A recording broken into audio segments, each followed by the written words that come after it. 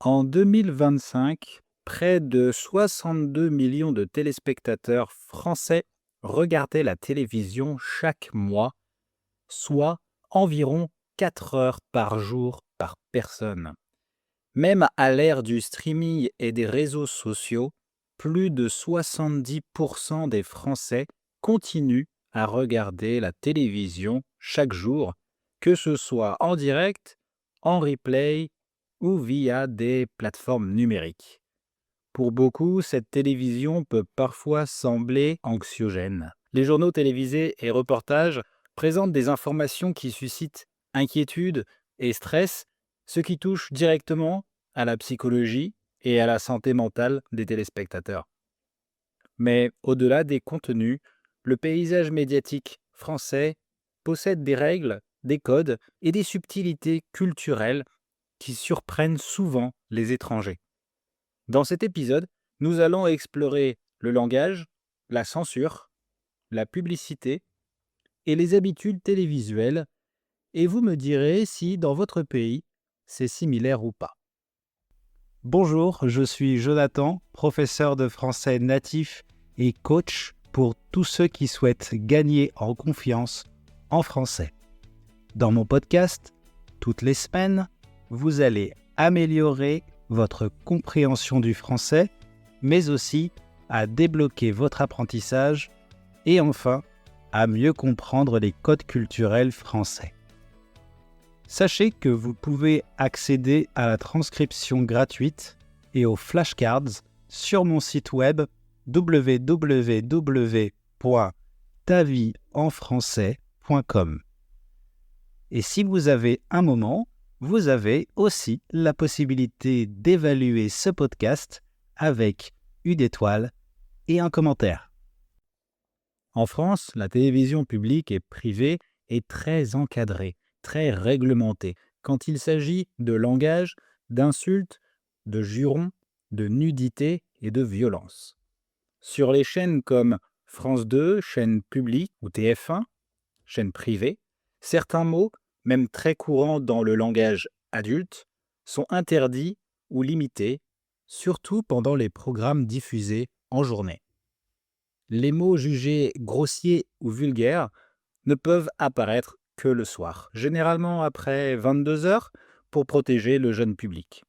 La dernière fois, sur un programme français, le présentateur recevait Jodie Foster et a dit le mot the F-word, le mot interdit en anglais. Eh bien, pas de censure en France. Pourquoi? Parce qu'il l'a dit en anglais. Dans les émissions en France, si un mot grossier en français est dit par inadvertance, ça veut dire quand on ne fait pas exprès de le dire. Comme donc celui que je viens de vous dire juste avant, eh bien souvent, il suffira de s'excuser et c'est tout. Par contre, dire des noms de marques à la télévision, ça peut poser un problème. Les marques ne peuvent pas être dites dans un programme ou un reportage, sauf si c'est fait pour l'information ou la critique. Par exemple, un journaliste peut parler d'Apple ou de Nike. Ah oui, pardon, en français, on dit Nike et pas Nike. Dans un reportage, par exemple, sur le marché des smartphones, mais il n'est pas autorisé à faire de la publicité déguisée. Et la censure ne se limite pas aux mots. Les images violentes, les scènes sexuelles ou certaines représentations de nudité sont bien sûr également strictement encadrées et le contenu destiné aux enfants bénéficie de protections supplémentaires. En pratique, la télévision française applique des restrictions d'âge très précises. En France, il y a des programmes pour les moins de 12 ans, pour les programmes légers, sans violence ni langage adulte. Il y a des programmes pour les moins de 16 ans, pour les films ou les émissions avec des scènes plus intenses, des violences modérées ou du langage familier.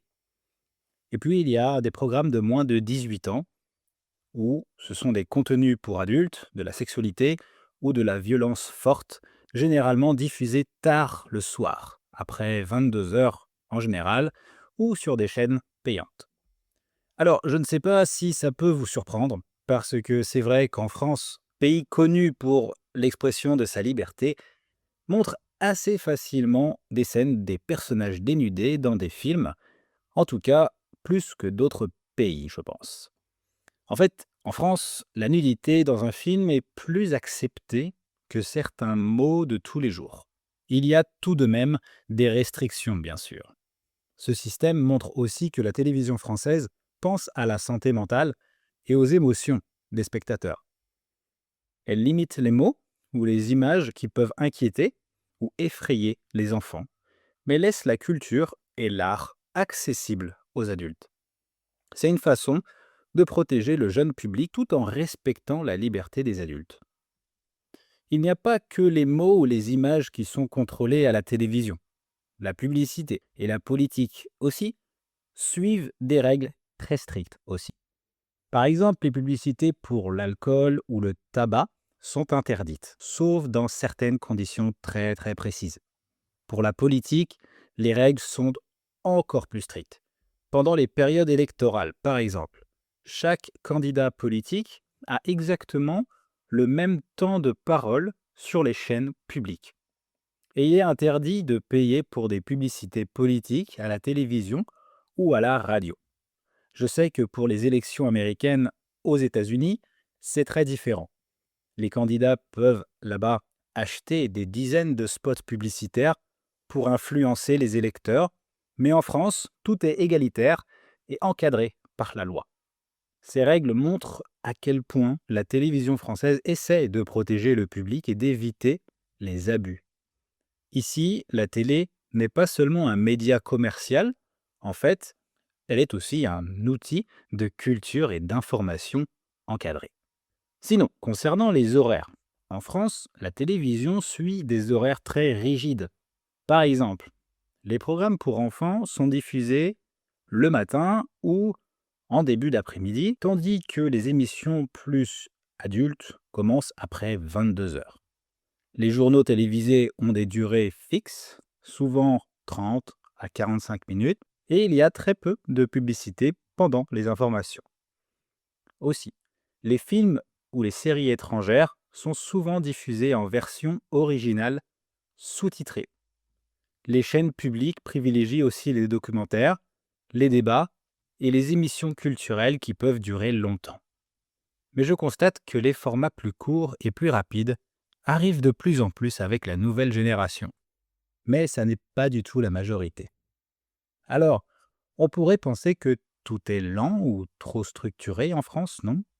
Mais je pense qu'en France, on veut garder une vraie volonté de proposer des contenus sérieux et respectueux du rythme des spectateurs, plutôt que de chercher seulement l'audience.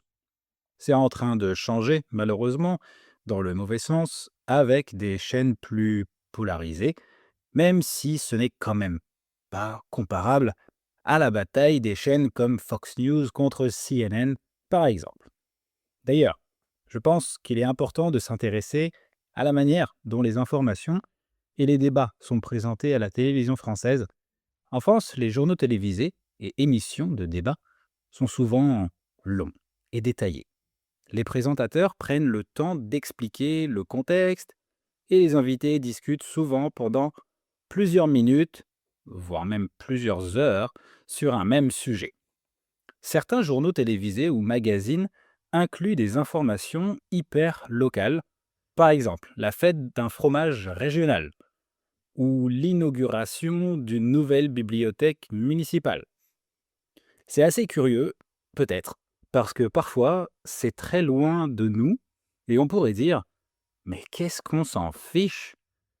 Mais visiblement, si, ça intéresse les gens. Encore une fois, ça peut sembler un peu trop structuré, surtout si vous êtes habitué à des formats courts et rapides dans votre pays. Les débats politiques ou culturels à la télévision sont souvent argumentés et parfois intenses, mais la plupart du temps, ils restent dans un cadre respectueux. Il n'y a pas autant de polarisation ou de drame dans les talk-shows français. On va privilégier le débat et l'humour. La télévision française cherche à informer et faire réfléchir aussi, même si ça demande plus de concentration aux spectateurs. Malgré toutes les conséquences négatives que peut avoir la télévision en général sur nous, ce que je trouve intéressant à la télévision française, c'est de voir la profondeur accordée au sujet, d'aller dans le détail et de toujours vouloir remettre en question la société. On est très loin des débats rapides ou des coups de communication typiques. Je ne suis pas en train de vendre la télévision française, hein. Loin de là. D'ailleurs, si on pouvait tous s'en passer un peu, on serait en meilleure santé, je pense. S'en passer, ça veut dire éviter. Donc ici, si on peut éviter de regarder la télé, ce serait mieux. Mais c'est vrai qu'en France, il y a le choix. On a la chance d'avoir une diversité de programmes intellectuels, et ça, je pense que ce n'est pas le cas de tous les pays. Donc la télévision française est pas mal réglementée. On y voit plein de types de contenus parfois intéressants, parfois des contenus qui peuvent sembler bizarres, peut-être pour certains, mais ça montre une volonté de respecter le spectateur et de préserver la culture et l'information. Alors, je ne sais pas si vous avez pu comparer la télévision française avec la télévision de votre pays d'origine, mais je suis sûr qu'il doit y avoir des différences. Qu'est-ce que vous en pensez? Dites-moi, je serais très intéressé de vous lire en commentaire. Donc si vous aussi, vous souhaitez parler de sujets de société et de culture française, tout en améliorant votre français, n'hésitez pas à me contacter. Vous êtes toujours bienvenu pour assister à mes cours personnalisés afin de donner des résultats à vos objectifs rapidement et surtout prendre du plaisir. Je vous rappelle que vous avez le droit à un appel gratuit avec moi pour apprendre à me connaître. Pour ça, je vous laisse le lien dans la bio. Je vous remercie sincèrement de m'avoir écouté encore une fois jusqu'à la fin. Et comme d'habitude, pour terminer, n'oubliez pas, la vie est pleine de surprises, mais ne laisse pas la télé te surprendre. À la semaine prochaine les amis. Ciao.